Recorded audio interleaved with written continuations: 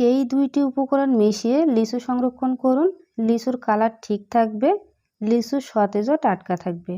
বছর জুড়ে লিচু সংরক্ষণের সঠিক নিয়ম শেয়ার করব। হ্যালো এভরিওয়ান, আসসালামু আলাইকুম। লিচু পছন্দ করে না এমন মানুষ খুঁজেই পাওয়া যাবে না, কিন্তু এই লিচু বাজারে বেশি দিন পাওয়া যায় না, তাই বেশি করে কিনে সংরক্ষণ করতে হয়। কিভাবে দীর্ঘদিন নর্মাল ফ্রিজে লিচু সংরক্ষণ করলে লিচু কালো হবে না, সতেজ ও টাটকা থাকবে, সেটাই শেয়ার করব। এবং ডিপ ফ্রিজে সঠিক নিয়মে লিচু সংরক্ষণের পদ্ধতিও শেয়ার করব। ডিপ ফ্রিজে লিচু সংরক্ষণ করলে খেতে কেমন হবে প্রমাণসহ দেখিয়ে দিব। আশা করি লিচু সংরক্ষণ নিয়ে আর কোনো প্রশ্ন থাকবে না। তো চলুন দেখে নিই। লিচু সংরক্ষণ করার জন্য আমি এখানে 40টা লিচু নিয়েছি। এগুলো নর্মাল এবং ডিপ ফ্রিজে সংরক্ষণ করে দেখাবো। শুরুতে বোটা সহ আমি লিচুগুলো কেটে নিব। এভাবে যদি আপনারা লিচুগুলো কেটে নেন, সেক্ষেত্রে লিচুর এই গোড়ার অংশে বা লিচুর এই বোটার অংশে কোনোভাবে কিন্তু আর পোকা হবে না, আর লিচুগুলো অনেকটাই সতেজ থাকবে। এবং ডিপ ফ্রিজ থেকে বা নর্মাল ফ্রিজ থেকে যখন বের করবেন, এই বোটাটা টান দিলে খুব সহজে খোসাটাও ছাড়ানো যাবে। তাই একটু বোটা রেখে তারপর কেটে নেবেন। আর বোটা থাকার কারণে কিন্তু এগুলো খুব দ্রুত শুকিয়ে যাবে না। এই যে এভাবে টান দিলেই কিন্তু খুব সহজে খোসাটা ছাড়ানো যায়। এখন দুইটা উপকরণ লাগবে, সেটা হলো লেবু বা ভিনেগার। নর্মাল ফ্রিজে সংরক্ষণ করতে হলে অবশ্যই লেবু বা ভিনেগার যে কোনো একটা উপকরণ লাগবে। তো অনেকের বাসায় লেবু আছে বাট ভিনেগারটা থাকে না, এই জন্য আমি লেবু দিয়ে দেখিয়ে দিলাম। লেবুটার রসটা দিয়ে এভাবে ভালো মতো মিশিয়ে নিব। আর কোনোভাবে সংরক্ষণ করতে হলে কিন্তু পানিতে দেওয়া যাবে না, তাহলে এই লিচুগুলো কালো হয়ে যাবে। লেবুটা খুব ভালো মতো মিশিয়ে এখন এভাবে করে একটা বক্সে রেখে দিব। আপনাদের হাতের কাছে যদি টিস্যু বা এরকম কাগজ থাকে সেটা দিয়ে মুড়িয়ে রাখতে পারেন, বা এমনিতেই কিন্তু রাখা যাবে। অনেকগুলো লিচু যদি হয় সেক্ষেত্রে মুড়িয়ে না রেখে এমনি কিন্তু রাখা যাবে।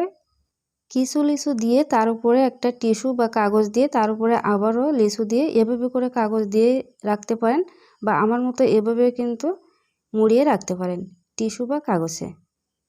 অনেকগুলো যদি হয় সেক্ষেত্রে একটা একটা করে এভাবে করতে গেলে অনেক সময় লাগবে, এই জন্য এভাবে না রেখে সরাসরি আপনারা এভাবে রেখে তারপর কাগজ দিয়ে রাখতে পারেন।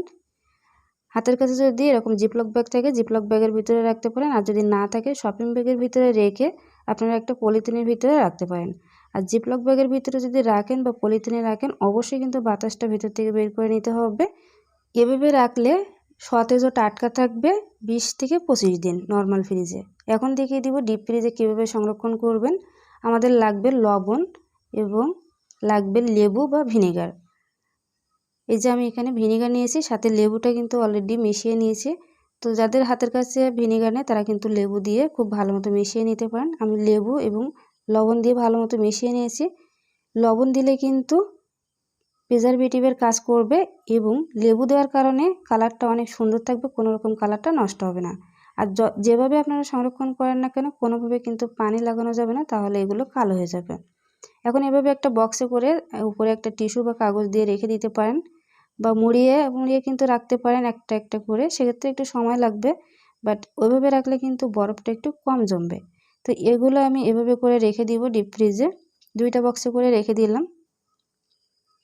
ডিপ ফ্রিজ থেকে বের করে আপনাদেরকে দেখিয়ে দিব যে এগুলো আসলে কেমন থাকে। আর ডিপ ফ্রিজে রাখার আগে আমি একটা লিচু আপনাদেরকে দেখিয়ে দিই যে আসলে সংরক্ষণ করার আগে কেমন হয় বা কেমন থাকে।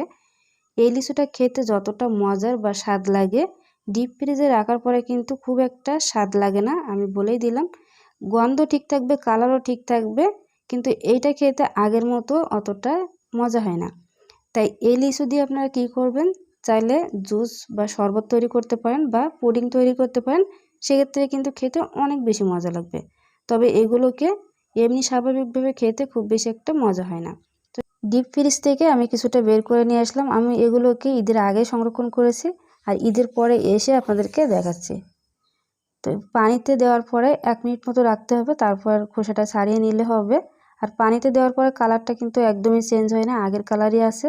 যেহেতু এখানে লেবুর রস দেওয়া আছে তাই কালারটা কিন্তু একদমই নষ্ট হবে না। এখন একটা লিচু আমি খোসাটা ছাড়িয়ে দেখিয়ে দিব।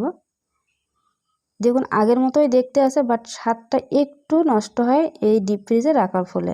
আর এই লিচু দিয়ে আপনারা চাইলে জুস বা শরবত তৈরি করতে পারেন বা পুডিং তৈরি করতে পারেন, সেক্ষেত্রে খেতে ভালো লাগবে। বাট এভাবে যদি খেতে চান সেক্ষেত্রে খুব একটা বেশি ভালো লাগে না। তো আজকের এই সংরক্ষণ পর্বটি আপনাদের ভালো লাগলে লাইক কমেন্ট শেয়ার করবেন। দেখা হবে পরবর্তী ভিডিওতে। আসসালামু আলাইকুম।